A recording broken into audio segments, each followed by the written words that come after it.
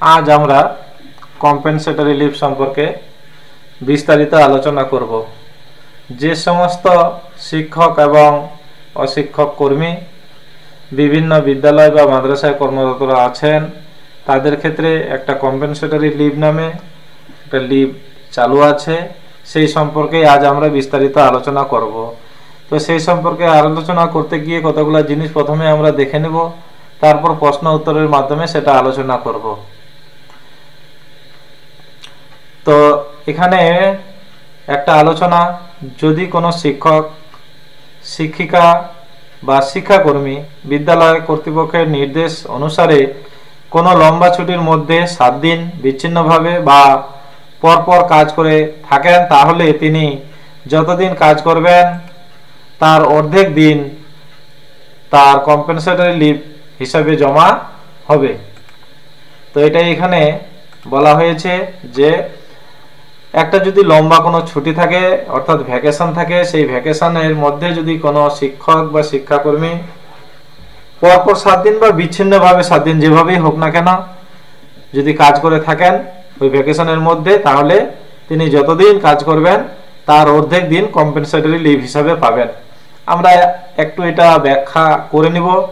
আমরা সাপোজ ধরে নিচ্ছি যে একটা ভ্যাকেশন আছে 25 দিনের একটা ভ্যাকেশন আমি এখানে ধরে নিচ্ছি। এই দিন থেকে স্কুল বন্ধ হলো, এই দিন স্কুল হয়ে বন্ধ হয়ে গেল।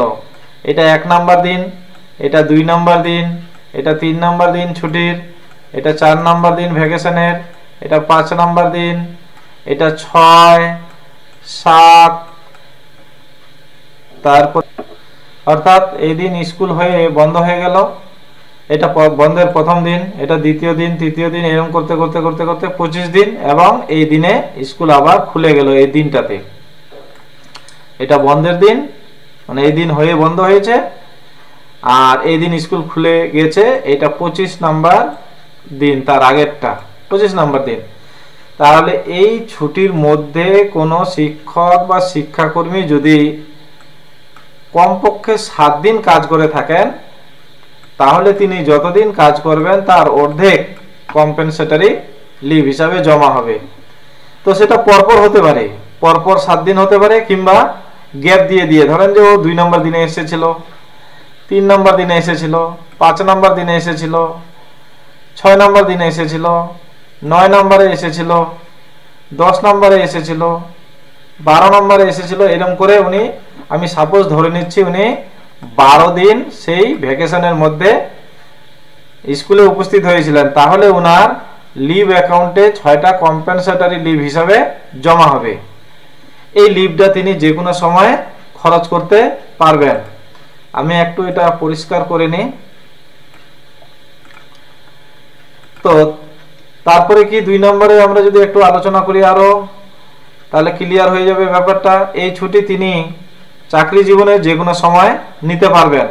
অর্থাৎ সাপোজ আমি ধরে নিচ্ছি যে ধরুন 2024 সালে কোনো একজন শিক্ষকের কম্পেনসেটরি লিভ হিসাবে 6টা জমা হয়েছে, তাহলে তিনি 2024 সালেও সেটা খরচ করতে পারেন, কিংবা 24 সালের পরে 2025 কিংবা ওনার চাকরি জীবনে যে কোনো সময় সেই লিভগুলো তিনি খরচ করতে পারেন, এতে কোনো সমস্যা নেই।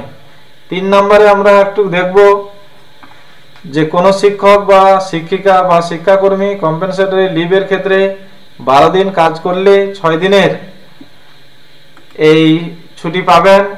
অর্থাৎ এই লিভ জমা হবে, বিদ্যালয় পরিচালন সমিতি ওই 6 দিন পুরো বেতনের ছুটি হিসাবে এই ছুটি দিতে পারবেন। 4 নাম্বার হলো কি, এই ক্ষেত্রে প্রতিদিন অর্ধ দিবস ছুটি হিসাবে গণ্য করা হয়, এটা আগেও বলা হয়ে গেছে। 5 নাম্বার, এই ছুটি অন্য কোনো ছুটির সঙ্গে একসাথে অনুমোদন করা যাবে না। এটা আগে নিয়ম ছিল, এটা যে এই ছুটির সঙ্গে অন্য কোনো ছুটি একসাথে অনুমোদন করা যাবে না, কিন্তু এই নিয়মটা বর্তমানে ক্যান্সেল হয়ে গেছে।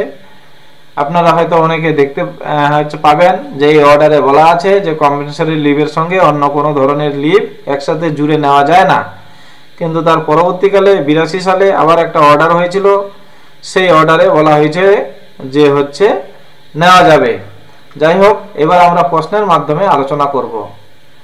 তো প্রথম প্রশ্ন, when and on what ground compensatory leave is granted? এটা আমাদের আলোচনা হয়ে গেছে যে কখন এবং কিভাবে কম্পেনসেটরি লিভ গ্রান্ট করা হয়। আমরা তাও একবার বলে নিচ্ছি যে কোনো একজন শিক্ষক বা শিক্ষাকর্মী যদি লম্বা ভ্যাকেশনের মধ্যে, লম্বা ছুটির মধ্যে কমপক্ষে 7 দিন বা তার বেশি বিদ্যালয়ের কর্তৃপক্ষের নির্দেশে উপস্থিত হয়ে কাজ করেন, তাহলে তা যতদিন তিনি উপস্থিত থাকবেন তার অর্ধেক দিন কম্পেনসেটরি লিভ হিসাবে পাবেন। তারপরের প্রশ্ন, can compensatory leave be taken with vacation?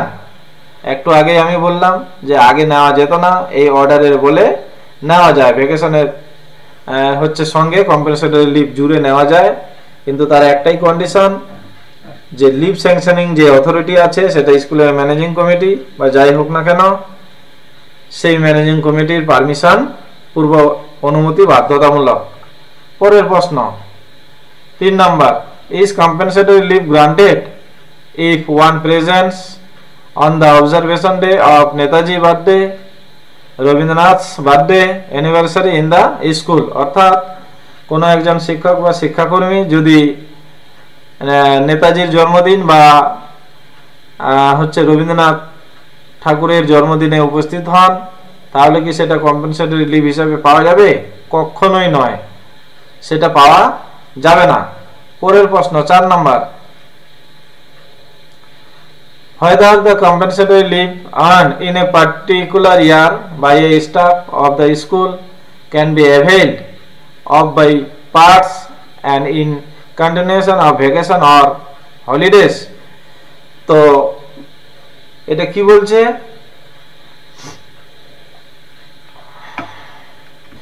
তো আমাদের যে এক্সিস্টিং লিভ রুলস আছে, ডু নট প্রোভাইড এনি বার, বর্তমান যে আমাদের লিভ রুল সেই অনুযায়ী কোনো বাধা নেই এটা করতে।